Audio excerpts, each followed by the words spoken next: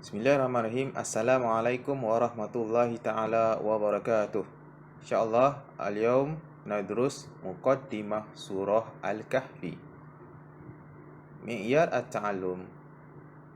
Zikru muqaddimah surah Al-Kahfi wa bayan muhtawiyat wa tawdih fadailuha wa bayan sabab nuzuliha.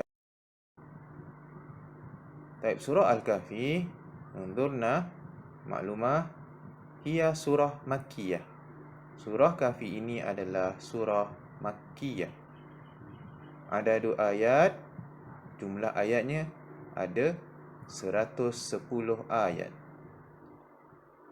Dan surah ini juga adalah surah yang ke-18 ala hasbi tartib. Mengikut kepada tertib susunan surah-surah dalam Al-Quran, surah ini adalah surah yang ke-18. Taqa'u fi muntasiful mashaf. Dan surah ini juga terletak di pertengahan mashaf. Di pertengahan mashaf, di pertengahan Al-Quran. Al-Kahfi bermakna Al-Ghar fil Jabal. Kahfi di sini membawa makna Al-Gharu fil Jabal, gua di gunung. Wasumiyat bihazi surah liwurud kisah ashabul kahfi. Kenapa surah ini dinamakan dengan Al-Kahfi, surah gua? Kerana ada kisah ashabul kahfi di dalamnya, sempena kisah tersebut. Bukan kisah penghuni gua tu sahaja. Ada macam-macam kisah, tapi sempena kisah tersebut maka diberi nama surah Al-Kahfi. Baik. Muhtawayat. Apakah yang ada dalam surah Kahfi ini? Okey, kita tengok. Pertamanya antaranya adalah inzarul asah li amrillahi wal kufr. Dalam surah Kahfi ini mengandungi peringatan kepada orang yang melakukan maksiat, kepada perintah Allah dan juga kepada orang kafir. Okey, peringatan kepada orang yang maksiat kepada Allah dan juga orang kafir. Okey, apakah peringatannya? Adalah ba'sa syadid, balasan yang sangat teruk. Idza istamirru fi inadihim, jika mereka ini kekal berterusan dalam keadaan degil. Kalau degil, maka Allah Ta'ala dah beri peringatan ba'sa syadid. Yang seterusnya, di dalam surah Kahfi ini juga antaranya adalah terkandung tabasyirul mu'minin, berita gembira kepada orang mukmin. Ya'maluna as-salihat, orang mukmin yang buat amal soleh. Apakah beritanya? Bisawabil hasan, dapat pahala, dapat ganjaran yang baik. Wa ta'bidu fil jannah, dan juga kekal selama-lamanya di dalam syurga, insya-Allah. Selain itu, muhtawayat ada juga kandungannya adalah al-qasas, ada banyak kisah. Antaranya kisah yang 4 ini, iaitu pertamanya ashabul kahfi, awalan ashabul kahfi. Thaniyan sahibul jannatain, pemilik 2 buah kebun. Jannatain ini ramai yang keliru. Bila sebut jannatain terus terbayang syurga di akhirat nanti, tapi ini bukan syurga di akhirat, tapi kebun yang cantik di dunia. Okey, sahibul jannatain, pemilik 2 buah kebun.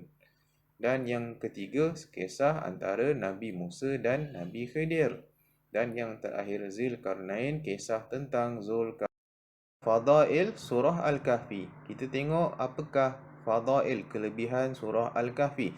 Bila sebut kelebihan surah Al-Kahfi, okey, dekat sini kita perlu faham kelebihan ni maksudnya lain daripada yang lain. Okey, tak boleh pelajar jawab bila sebut kelebihan dapat pahala. Dapat pahala tu umum sangat, sebab baca surah lain pun dapat pahala, baca ayat lain pun dapat pahala. Tapi apakah kelebihan surah Al-Kahfi berbanding surah-surah yang lain? Maka dia mesti ada specialnya. Jadi apakah special surah Al-Kahfi ini? Fadail. Pertamanya al-ismah minad dajjal liman hafiza 10 ayatiha. Okey, terpelihara daripada dajjal. Sesiapa yang hafal 10 ayat. Itu antara kelebihannya. Yang seterusnya, tulu'un nar liqari'iha. Terbitnya cahaya kepada pembacanya. Pembaca ayat surah ini terbit, terpancar cahaya. Khususnya fi lailatul jum'ah, pada malam Jumaat, au yaumiyah, ataupun pada siangnya. Okey. Selain itu, nuzul as-sakinah, turunnya ketenangan, asna itilawatiha, ketika membacanya. Maksudnya ketika baca tu rasa tenang. Kemudian ada tanda soal di situ. Maksudnya ada kelebihan-kelebihan lain yang mana tidak tersenai dalam buku teks awak, tapi ada di luar sana banyak hadis yang menceritakan tentang kelebihan surah Al-Kahfi ini.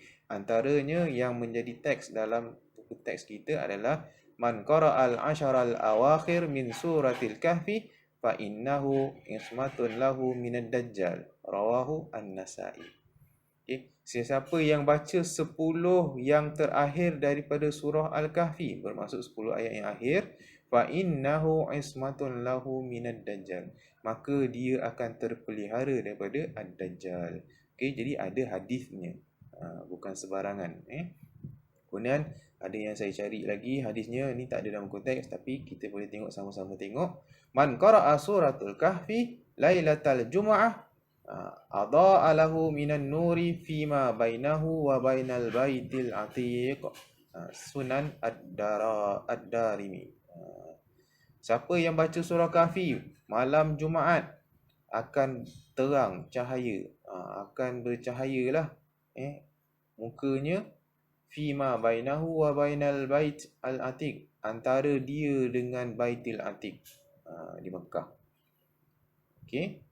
Lain, man hafiza 10 ayatin min awwali suratil kahfi usima minad dajjal. Rawahu Muslim. Siapa yang hafal 10 ayat awal surah Al-Kahfi dipelihara daripada dajjal. Ini antara hadis yang ada berkaitan tentang fadail. Baik. Asbab nuzul hazihi surah. Apakah sebab surah ini diturunkan? Ijmalan, secara ringkas, secara menyeluruh. Sebab dalam ayat Al-Quran ada ayat yang sebab-sebab nuzul ayat, tapi ini sebab nuzul surah, satu surah tu. Secara ringkasnya, apakah sebabnya?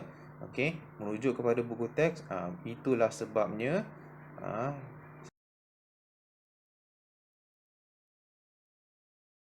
Kemudian saya mudahkan dalam bentuk beberapa poin. Okey, kita tengok sama-sama di sini. Asbabun nuzul ijmalan. Okey, apakah sebabnya? Sa'ala Quraisyun Rasulullah sallallahu alaihi wasallam. Orang Quraisy datang bertanya kepada Rasulullah sallallahu alaihi wasallam bi thalathin as'ilah. Dengan 3 soalan. Min indil yahud, daripada sisi Yahudi. Bermaksud orang Quraisy datang jumpa Nabi bertanya soalan. Berapa soalan tadi? 3 soalan. 3 soalan tadi itu datangnya daripada orang Yahudi. Jadi orang Yahudi suruh orang Quraisy ini tanya kepada Nabi 3 soalan ini.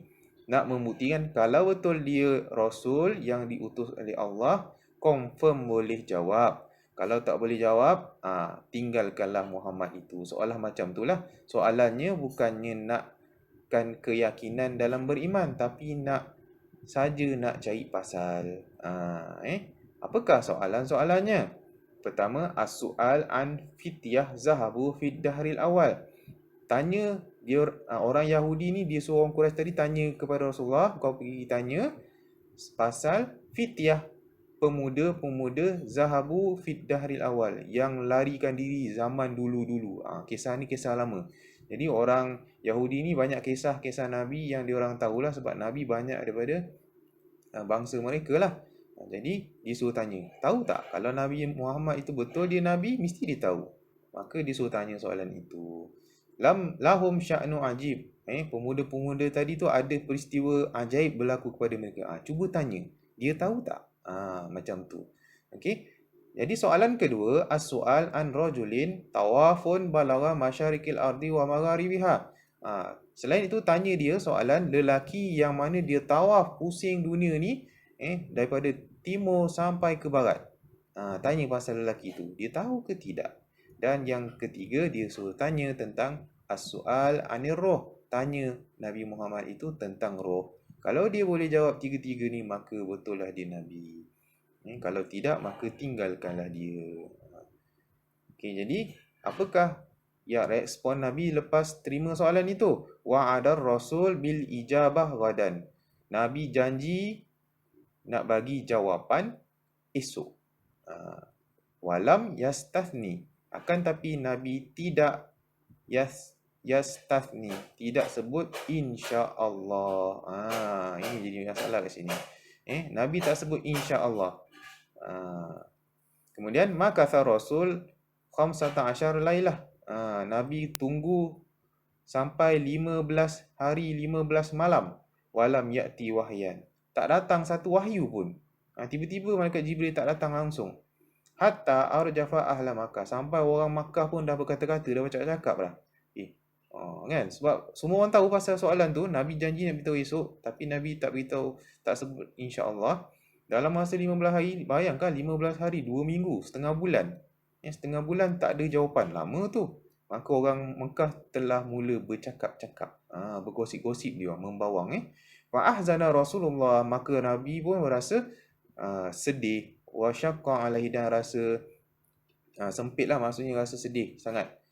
Ma yatakallamu bi ahli Mekah. Apa yang dicakapkan oleh ahli Mekah itu. Thumma ja'ahu Jibril bi surah Ashabul Kahfi. Kemudian datanglah Jibril bawa surah Kahfi ini sebagai jawapan kepada 3 soalan yang tadi. Jadi daripada kisah sebab kenapa surah ini diturunkan, kat situ kita dapat satulah. Bila kita berjanji sesuatu, kita kena sebut lafaz insya-Allah. Nabi pun Allah Ta'ala tegur.